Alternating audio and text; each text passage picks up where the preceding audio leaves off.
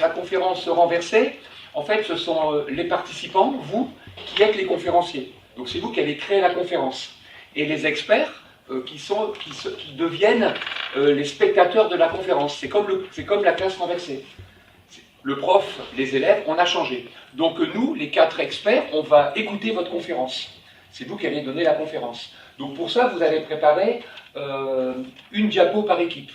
Donc il n'y aura qu'une seule diapo par équipe. Donc si on reste sur 8 équipes, il y aura 8 slides. S'il y avait une équipe où il n'y avait plus que 2, ben, on peut la disloquer un petit peu de manière à faire 7. C'est bien que vous soyez au moins 3, à voir si on maintient... Voilà. Donc la thématique de la conférence est super simple, parce que vous l'avez depuis le début. La thématique de la conférence, c'est la thématique de la journée, c'est-à-dire... enseigner, c'est apprendre 2 fois. Enseigner, c'est apprendre 2 fois. Donc c'est vous le conférencier à multitête, et vous allez nous faire une super belle conférence qui s'appelle « Enseigner, c'est apprendre 2 fois ». Et donc dans ces diapos, vous allez avoir des façons différentes de le faire, ça dépendra d'un groupe à l'autre. Ce qu'il faut, c'est que ces diapos, elles illustrent la conférence. Donc il faut y mettre des schémas, des dessins, ce que vous voulez. Vous pouvez mettre qu'un seul schéma, 2 dessins, vous pouvez faire des mosaïques, vous pouvez mettre des mots, hein, vous avez le droit de mettre. Mais par contre, il ne faut pas faire de la diapo prompteur. Il ne faut pas faire de la diapo petit 1, petit 2, petit 3, il n'y a pas de phrase. Hein. Donc c'est des diapos qui doivent illustrer un propos. Parce que le conférencier explique qu'enseigner, c'est apprendre 2 fois. Et quand on regarde les illustrations, ben, ça appuie ce qu'il dit. Ok?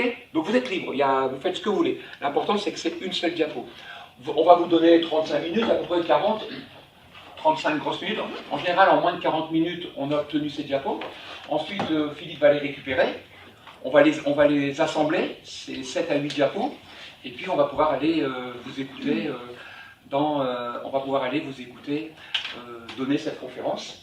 Donc là, comment ça va se passer? Vous serez dans la salle, et vous allez vivre en direct ce que pensent à voix haute les spectateurs de votre conférence. Donc vous serez dans l'amphi, vous allez découvrir votre conférence, dont vous ne connaissez qu'un 8e ou un 7e, vous ne savez même pas dans quel ordre les diapos vont passer, et vous allez avoir sur scène les gens qui sont venus assister à votre conférence, c'est-à-dire nous 4.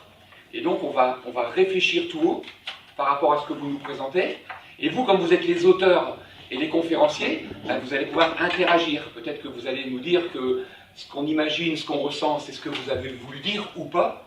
Et vous pourrez même interagir en fonction de réactions sur votre diapo d'équipe ou sur d'autres diapos. Donc il va y avoir un vrai débat entre les conférenciers que vous êtes et les spectateurs que nous sommes.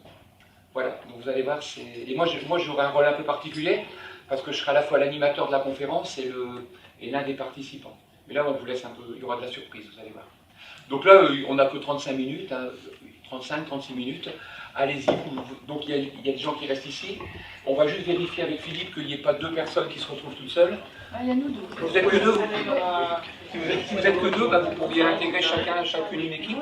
Comme ça, c'est mieux d'être à 3 par diapo. Donc en fait, je travaille de manière collaborative avec mes étudiants en utilisant la classe renversée, exactement comme dans l'atelier ici.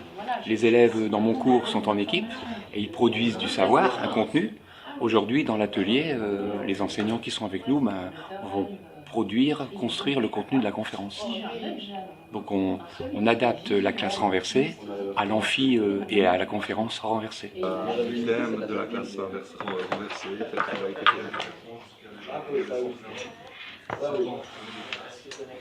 Par rapport aux résistances, à chaque fois qu'on propose des choses nouvelles, on peut avoir des étudiants ou des profs qui trouvent qu'il ne faut pas changer les choses.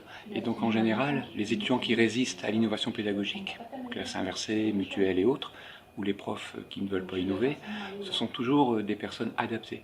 Donc si un prof ou un étudiant est adapté au système, ben, il va résister naturellement à la proposition d'innovation.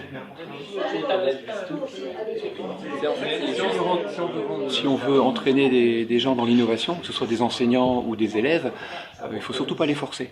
Il faut les inciter, leur donner envie, partager un peu les expériences. Et un enseignant aura envie d'innover en pédagogie, ou un élève comprendra un peu pourquoi on innove pour lui, si il vit l'expérience. Et pas si on lui explique qu'il faut faire comme ça ou qu'aujourd'hui c'est moderne d'innover alors que c'est pas le but. C'est parti. C'est une étape plus faisable. Alors les retours des étudiants, quand on innove, en classe renversée par exemple, sont vraiment importants, puisque une innovation n'est faite qu'avec les usagers. Donc les retours des étudiants, positifs comme négatifs, servent à améliorer la pédagogie. Donc dans les retours positifs, en général, les étudiants, les élèves apprécient l'interactivité, qu'il y ait moins de stress, qu'on leur donne plus de liberté. Ça c'est le positif. Par contre, dans les retours négatifs, ils découvrent une nouvelle méthode. Des fois, ils ont l'objectif de la note. Ils aiment bien parfois apprendre seuls. Et ils ont du mal à comparer un peu les avantages d'une pédagogie collective avec un apprentissage plus individuel. Mais en même temps, c'est le process qui est important dans ce... Mais là, donc, Ce qu'on observe, c'est quand on pratique des pédagogies collaboratives, comme les classes mutuelles, renversées et autres, on va permettre aux élèves de développer bien d'autres compétences que des compétences liées aux apprentissages, c'est-à-dire des compétences qu'ils vont développer dans un cours classique.